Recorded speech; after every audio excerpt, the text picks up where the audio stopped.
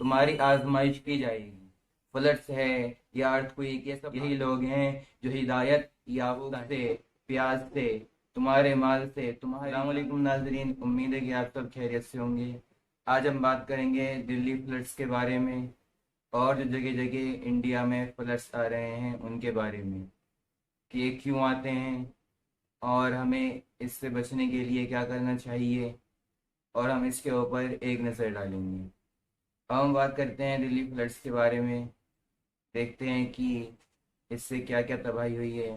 آپ نے دیکھا ہوگا تقریباً ایک ہفتے پہلے سے کہ پانی جو ہے بڑھتا جا رہا ہے، بڑھتا جا رہا ہے، اور پیچھے سے پانی آتا جا رہا ہے، کہ اس کے نتائج کیا ہوئے آپ دیکھ ہی رہے ہوں گے نیوز پر، کہ جو لال قلعہ ہے، ریڈ فورٹ ہے، اس کے پیچھے کتنا پانی جمع ہوا ہے، حتیٰ کہ آئی ٹی اور راج گھاٹ تک پانی پہنچ چکا ہے۔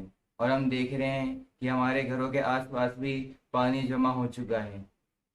ہم دیکھتے ہیں کہ ایسا ہوتا کیوں ہے۔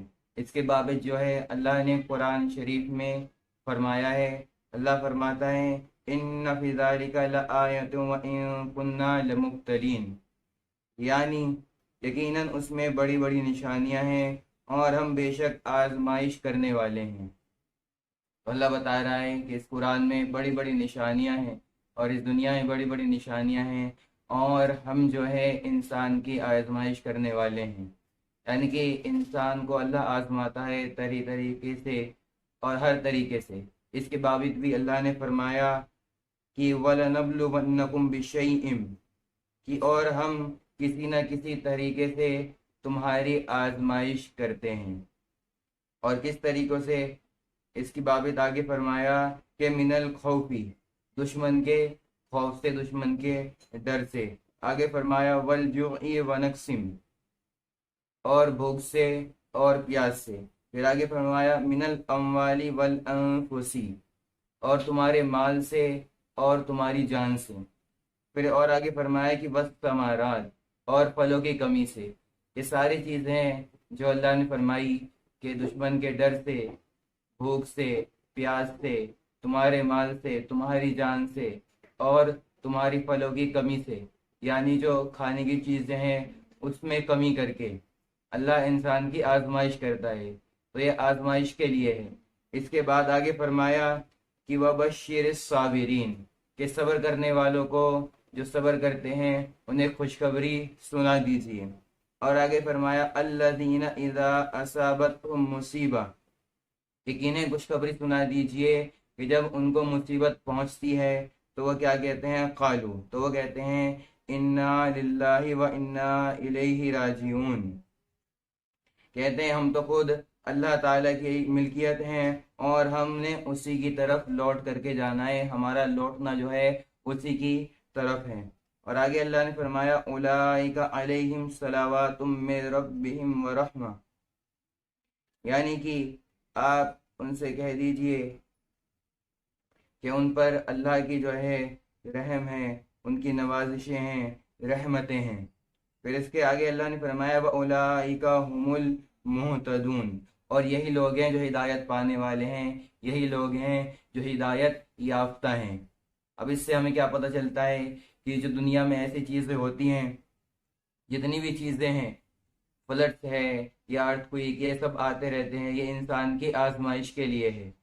جیسا کہ اللہ نے فرمایا تمہاری جان سے، تمہاری مال سے، تمہاری پھلوں کی کمی سے، تمہاری بھوک سے، پیاس سے، حتیٰ کہ ہر چیز سے، ڈر سے تمہاری آزمائش کی جائے گی۔ تو یہ ہماری آزمائش کے لیے ہے۔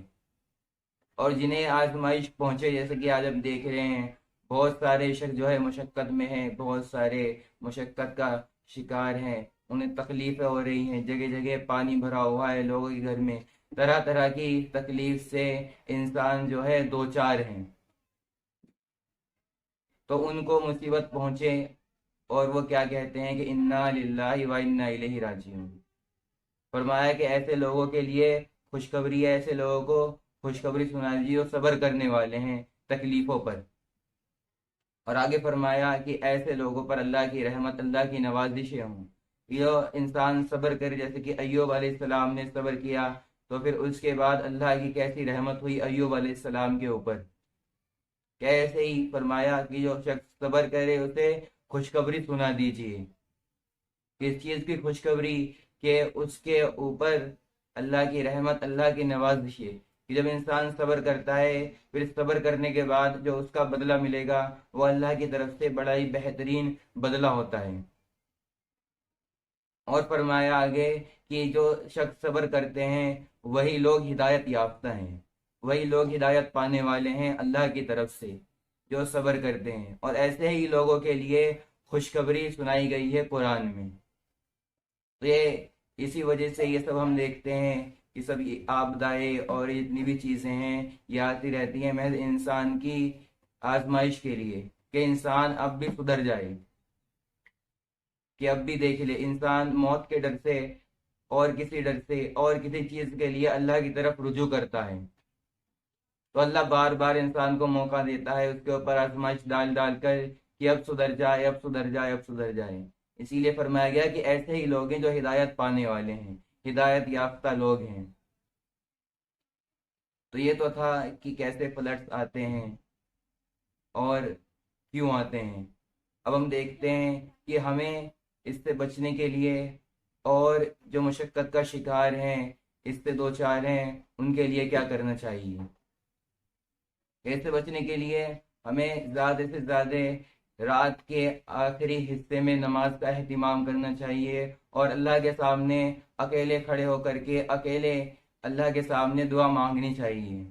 کہ جو رات کا حصہ ہے اس میں دعا قبول ہوتی ہے، اس وہ دعا کی قبولیت کی گھڑی ہے کہ جس وقت سب لوگ سو رہے ہوں اور ایک اللہ کا بندہ جو بستر سے اٹھے اور اللہ کے سامنے کھڑا ہو اور اس سے دعا کرے، تو ایسے شخص کی دعا قبول ہوتی ہے. تو ہمیں اس کا اہتمام کرنا چاہیے اور زیادہ سے زیادہ ہمیں نمازیں پڑھنی چاہیے، اللہ سے دعا گو رہنا چاہیے اور اللہ سے اچھی امیدیں لگانی چاہیے. ایک اچھے اس کا مفہوم ہے، آپ صلی اللہ علیہ وسلم نے فرمایا کہ انسان جیسا گمان اللہ سے کرتا ہے اللہ اس کو ویسا ہی بدلہ دیتا ہے.